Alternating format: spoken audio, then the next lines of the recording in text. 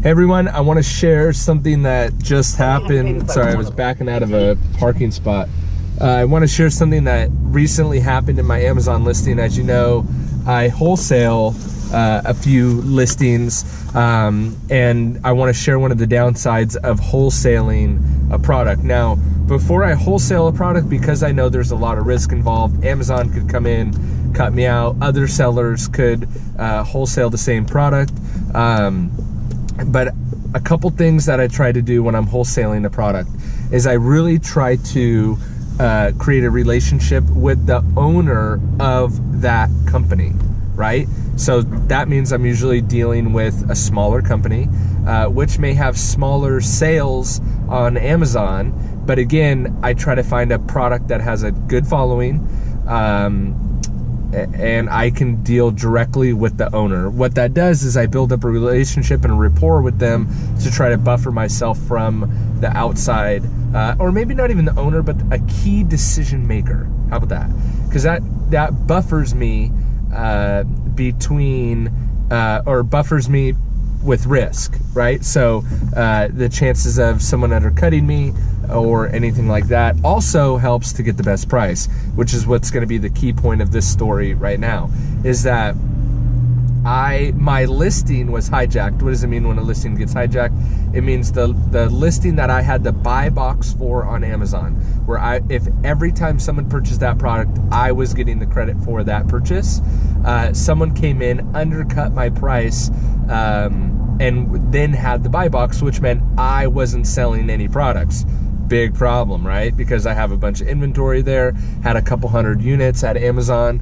I don't want to get into paying storage fees. I want to move units, etc., etc., etc. So luckily I was making about $16 per unit sold. That was my profit after fees and everything, $16 per unit. I was moving about 8 to 12 units a day. Not a bad side hustle. Not a bad side hustle. And what happened is when the person came in and way undercut, it took my profit. If I wanted to undercut him, it took my profit down to $7 per unit. Again, still a decent profit for literally going and getting the product and sending it in Amazon. However, not as good as 16, right? Took, what is that? 6, 7, 8, 9, took $9 off the price. $9 per unit times rounded off to 10.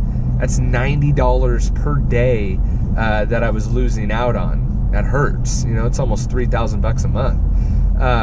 Anyway, so what I did was I went about 2 weeks trying to rationalize. Ooh, there's a Tesla Model 3. Wow. Wonder if you guys can see that.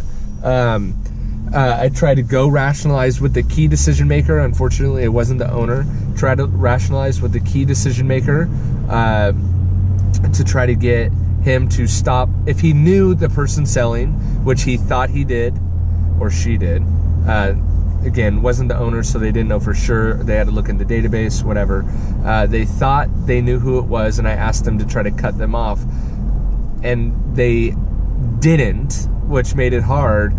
So I had to, the unfortunate thing was I was making $7 instead of $16. The fortunate thing is I was still making $7 per product, per item sold. And again, at you know, an 8 to 12 units sold a day, you know, I'm still making a decent side hustle income. So with that, but recently, and the listing got hijacked, but I undercut him and won the listing back and had the buy box back.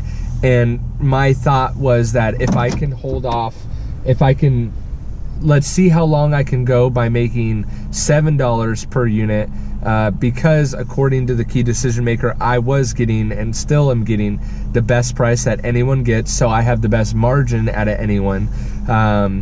And so I know that I can ride out the storm a little bit longer. And honestly, even at $7 per unit, it's a nice side hustle. It's just one item that I have going, one listing.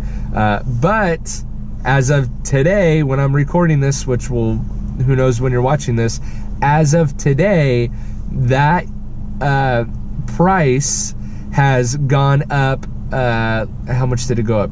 It went up $7. So I was able to raise my price $7 per unit, taking my per unit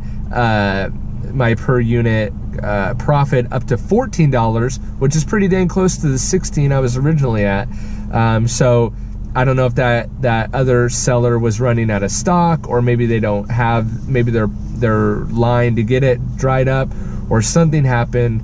But I'm excited to say that the hijack listing is still hijacked, but my profit per unit has gone back up. So I'm super pumped, because yesterday I sold 15 units of that, which was a good day for that one listing, that one item. And if I can make 14 bucks a pop off that, not super good at math, but I think that brings it profit into just under 300 bucks, between 200 or 300, I don't know. So I'm stoked on that. So yeah, so if you have a listing that gets hijacked, try to undercut if you can, and just try to write it out. If you're wholesaling, if it's a private label